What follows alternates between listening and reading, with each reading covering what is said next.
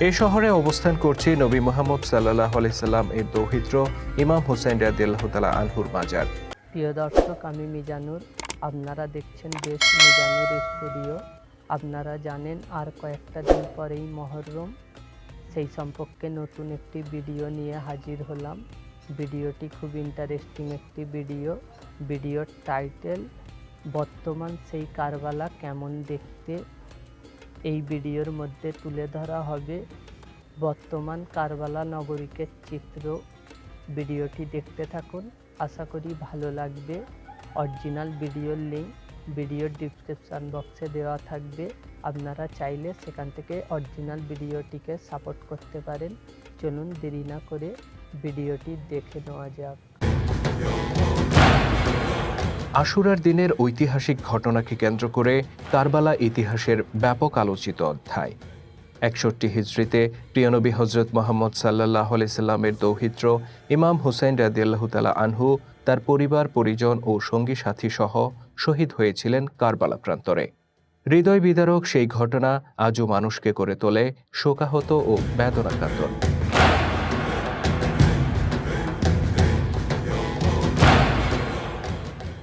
শহরে অবস্থান করছে ইমাম হুসাইন রাদিয়াল্লাহু তাআলা আনহু ও তার ভাই আব্বাস ইবনে আলীর কবর।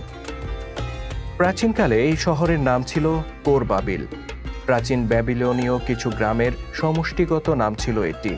তখনকার বাবিল শহরের কথা পবিত্র কোরআনেও উল্লেখ রয়েছে।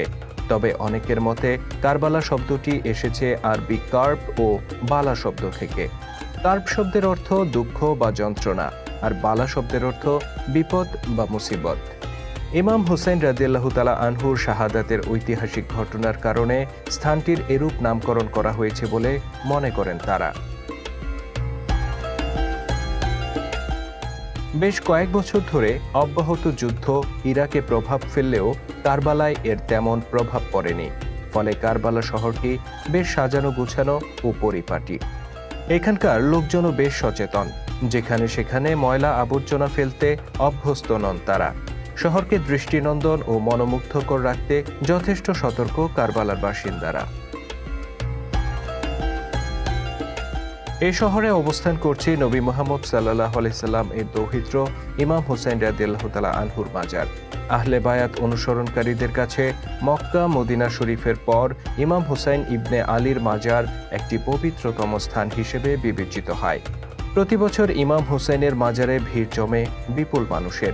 বিশেষ করে আশুরার দিনে এখানে মাজার জিয়ারত করতে আসেন আহলে বায়াতের অনুসারী লাখো মানুষ।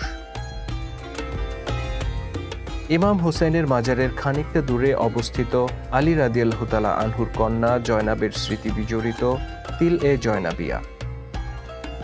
এছাড়া কারবালা শহরকে ঘেঁষে বয়ে গেছে ঐতিহাসিক ইউফ্রেটিস বা ফোরাত নদী। প্রাচীনকালে এই নদীর অববাহিকাতেই গড়ে উঠেছিল এই ফোরাত নদী কারবালায় আগত পর্যটকদের কাছে অন্যতম দর্শনীয় স্থান। ইমাম হুসাইন রাদিয়াল্লাহু তাআলা আনহুর কবর জিয়ারত করতে বিভিন্ন দেশ ও শহর থেকে আসা লোকজন ও পথচারীদের জন্য কারবালা শহরের পথে ঘাটে রয়েছে পানীয়ের ব্যবস্থা। তাছাড়া দরিদ্র লোকদের বিনামূল্যে যাতায়াতের জন্য রয়েছে মিনিবাস, অটো গাড়ি সহ অন্যান্য যানবাহনের ব্যবস্থা। এখানকার জনপ্রিয় একটি বাহন হচ্ছে গাধার গাড়ি। এই শহরে দেখা মেলে আরবের ঐতিহ্যবাহী বাহন ওট। সাত সকালে খাদ্য সামগ্রী বিক্রি করতে শহরে ভিড় জমায় দূর দূরান্ত থেকে আগত নারী পুরুষেরা। সন্ধ্যা রাত থেকে কারবালার মসজিদগুলোর পাশে ফুলবাগানে আলোকবর্তিকা জ্বলে ওঠে। উজ্জ্বলতা ছড়ায় বিভিন্ন রঙের আলোর পসরা। মসজিদগুলোর আঙিনা হয়ে ওঠে নয়নাভিরাম। নামাজের আগে স্থানীয় লোকেরা মেতে ওঠেন সন্ধ্যাকালীন আড্ডায়। ইরাকে বসন্তকাল দীর্ঘমেয়াদী হওয়ায় বছরের অনেকটা সময় সুশোভিত থাকে কারবালা।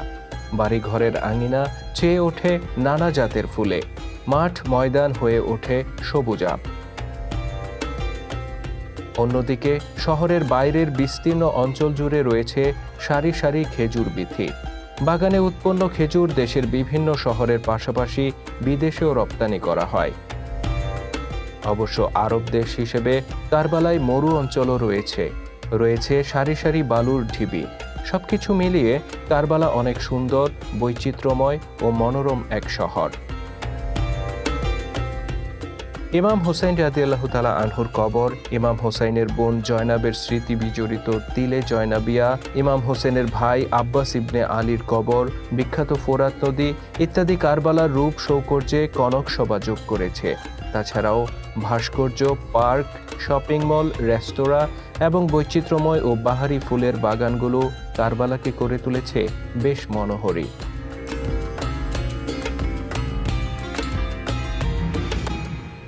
প্রিয় দর্শক, কারবালার বর্তমান চিত্র ও সৌন্দর্য আপনারা দেখলেন। সত্যি ভিডিওটি খুব সুন্দর একটি ভিডিও ছিল। আমরা সশরীরে যেতে না পারলেও সোশ্যাল মিডিয়ার মাধ্যমে দেখে অন্তরটা একটু হলেও শান্তি পাওয়া যায়। কারবালার সেই হৃদয় বিদায়ক ঘটনা যা মানুষকে আজও শোকাহত ও বেদনাকাতর করে তোলে। প্রিয় দর্শক, আজকের ভিডিও এই পর্যন্ত। ভিডিওটি ভালো লাগলে চ্যানেলটিকে সাবস্ক্রাইব করুন এবং নিত্য নতুন এপিসোড পেতে বেস্ট মিজানুর স্টুডিওর পর্দায় চোখ রাখুন।